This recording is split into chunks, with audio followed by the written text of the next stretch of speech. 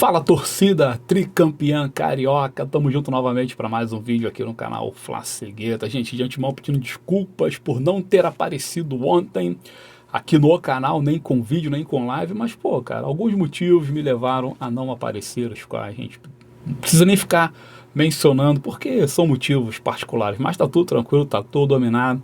E também tirei um dia para descansar um pouquinho, né? Pelo amor de Deus, cara, tem que descansar porque ninguém é de ferro.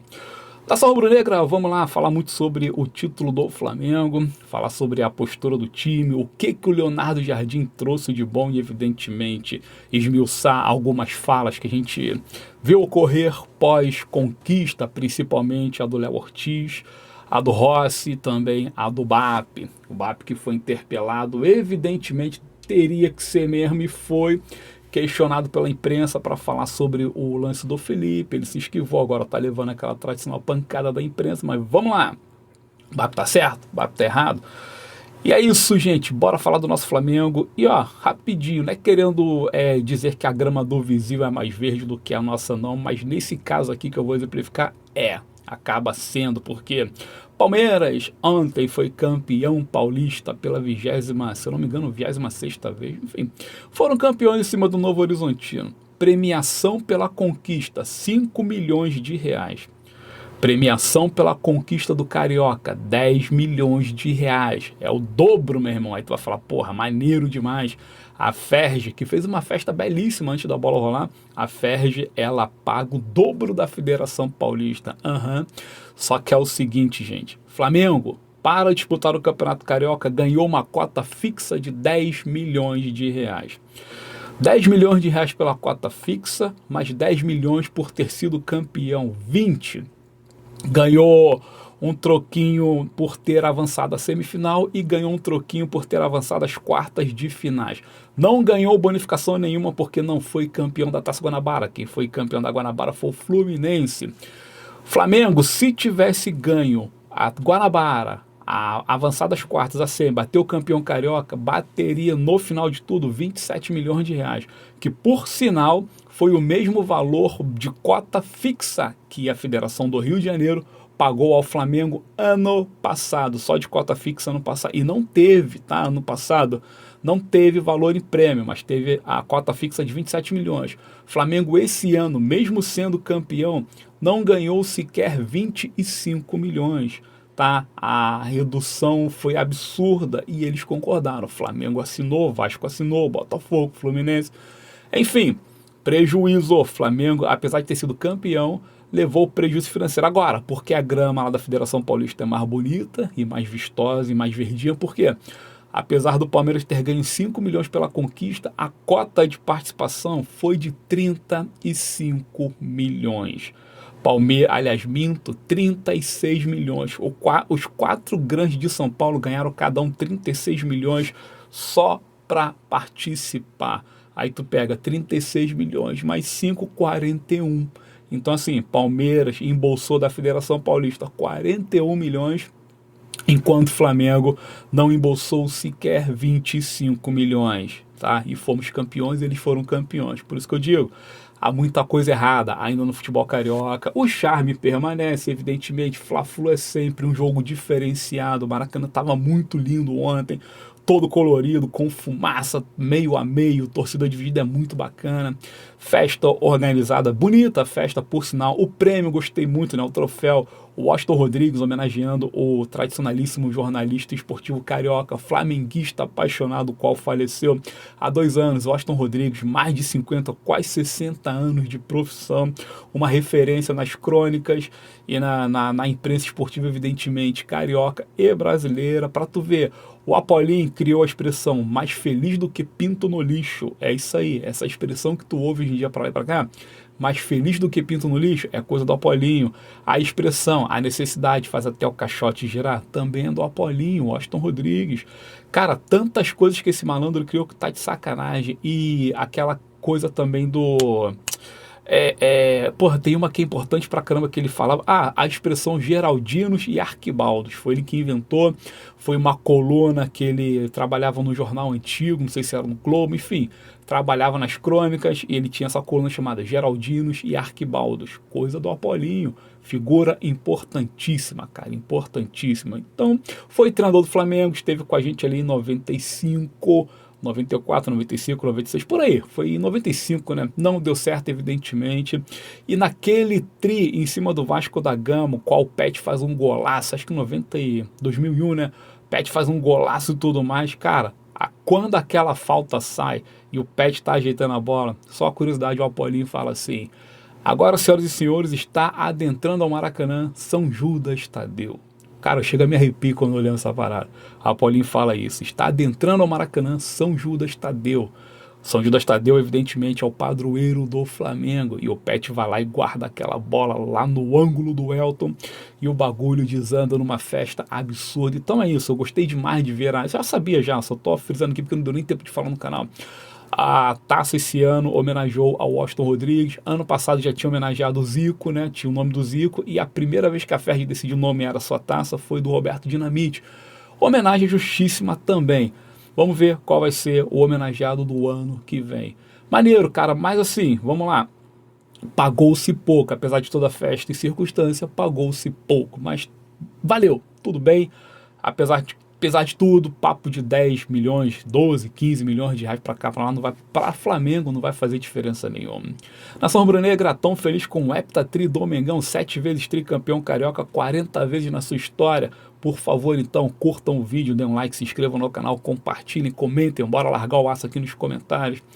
E hypa o vídeo, tem um botão hype, tem uns produtinhos linkados, dessa moral, valeu, tamo junto, sou o Fábio Souza, deficiente visual e analista de futebol rubro-negro apaixonado e muito bem casado, com Ana Souto do canal Cegamente Incrível, procure a Ana aqui no YouTube, também nas outras plataformas de vídeo, curto principalmente aquela maiorzinha de todas, lá no Instagram também como Cegamente Incrível. Eu tô aqui e tô lá, na plataforma de vídeo curto, me acompanhe lá também. O jogo em si, Nação Rubro-Negra, vamos lá, eu acho que o jogo foi muito fraco, o jogo foi muito ruim, essa que é a grande verdade. Para o Fla-Flu, domingão, 18 horas, com 70 mil telespectadores, aliás, 70 mil presentes e mais de 70 milhões assistindo de suas casas, eu acho que o jogo poderia ter sido melhor, ambas as equipes poderiam ter apresentado um espetáculo melhor, mas não, o jogo foi ruim, o jogo foi muito picotado, o seu Bruno Arleu fez questão de picotar o jogo inteiro, porra, sabia que ia dar ruim, eu falei pra vocês, esse árbitro é horrível, ele apitou a final do ano passado e já fez cagalhopança e voltou a fazer, né? Jogo com pouca emoção, poucas finalizações. O Flamengo, é bem verdade, apresentou algumas coisas novas quando comparado com o Flamengo do Felipe. Por exemplo, posicionamento dos volantes. Vocês viram que tanto Pulgar quanto Jorginho, que surpreendentemente começaram como titular, eu achei que a abertura ali teríamos o Pulgar com Paquetá. Paquetá começou no banco. É um sinal que o Jardim não é de bobeira.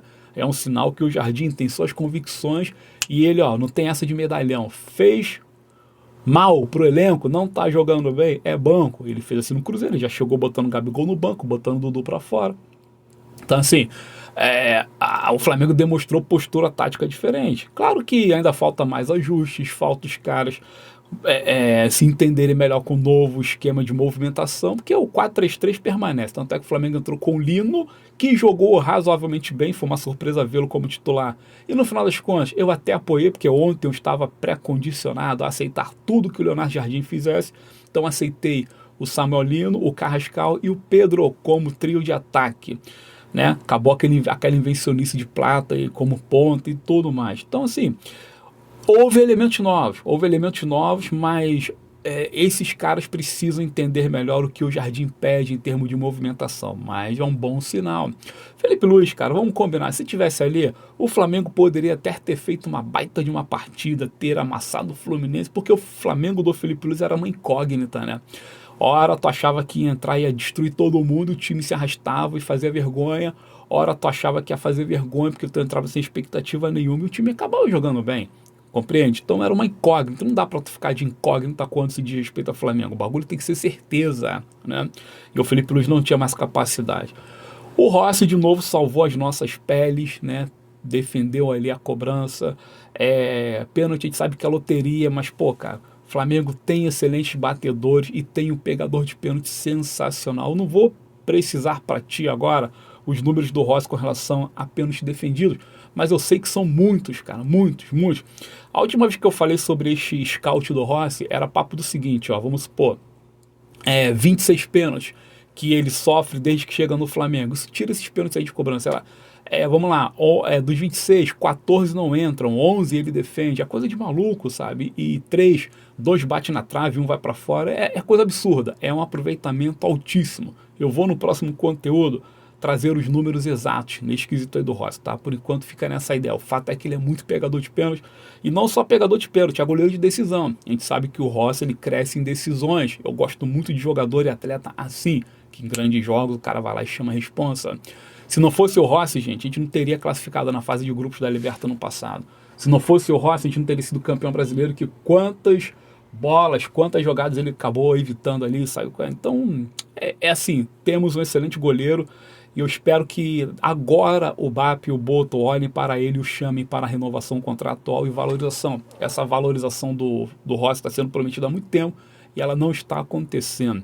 Léo Ortiz miou pra caceta também na zona mista reclamando, pô, deu uma pedrada no BAP, na diretoria. Gente, calma aí, Léo. Pô, você é funcionário do Flamengo, tu tem que calar tua boca e jogar bola. Esse ano tu não tá jogando nada. Para de reclamar, mano. Tem salário em dia, tem um baita de um contrato, tem fama, tem tudo. Tá reclamando porque o presidente mandou o Felipe Luiz embora, coisa que é mais natural do mundo. Vida de treinador é assim em qualquer clube do planeta. Porra, dá um tempo, né, velho? Então é aquilo. Parece que ao falar isso, o Léo Ortiz tá meio que se colocando fora do Flamengo. Quer sair? Pede pra sair. Bate lá na salinha do Boto e fala que quer ir embora. Negocia uma saída e deu, mano. Então, todos os jogadores, evidentemente, ao falar, né, ontem, querendo ou não, tocaram no assunto Felipe Luiz. Ora foram polidos, ora foram pisando em ovos, ora foram protocolares. Ok, faz parte da coisa. Os caras não podem soltar o verbo, apesar de quererem. O Léo Ortiz soltou. Então, assim, tinha que tomar como exemplo todos os jogadores. Todo mundo sabe que os jogadores, todos é muita gente, né? Mas a maioria deles, ou pelo menos alguns deles, gostavam do Felipe Luiz, mas não precisa ficar externando. Agora tem que apoiar o Leonardo Jardim, porque o mundo do futebol assim, sai um, entra outro, sai um, entra outro, ponto final. Então, Léo Ortiz me parece que falou aquilo, mais ou menos como Cebolinha, quando falou que não continuaria no Flamengo, né? Fala para, querendo ou não, aumentar a chance de ir embora. Talvez ele queira ir embora, e se o Léo hoje sai do Flamengo, para mim é um favor que ele me faz. Queria saber a tua opinião, se vocês pensam a mesma coisa. Agora, voltando aqui à questão do Luiz Eduardo Batista. Foi interpelado pela imprensa. Pô, gente, claro que o cara não tem que falar nada, o cara é presidente, o cara faz o que quer. Ele não infringe as regras internas do Estatuto Rubro-Negro, mas ele tem a palavra final. Ele manda soltar e manda prender no Flamengo. Ele entendeu que o Felipe não passaria daquilo, demitiu, trouxe um treinador que, na minha opinião, é melhor que o Felipe Luiz, muito melhor que o Felipe Luiz, cara experiente, cara tático, cara que já traz elementos novos, não fica privilegiando medalhão, não tem essa de coleguismo com ninguém, né? Pelo menos não que a gente tem essa convicção tão abertamente, né? Ele é um treinador à moda antiga, apesar de ter 51 anos, né? O Felipe tem 40 e pouquinho. Mas, enfim, o BAP foi lá, mas e o Felipe Luiz, o que tu tem para falar? Ele, gente, desculpa, não tem nada. Acabamos de ser tricampeão, heptatri. Quero só comemorar e agradecer aos 45 milhões de rubro-negros que apoiam o Flamengo, Maracanã lotado, galera em casa assistindo. Pronto, acabou. Quero comemorar e vocês têm que estar falando nisso. Perfeito, perfeito. Dia de comemoração, dia de comemorar o Campeonato Carioca, dia de ser feliz. E essa mimizada aí que a imprensa fica tentando jogar para cima da gente, tem que ser deixada de lado.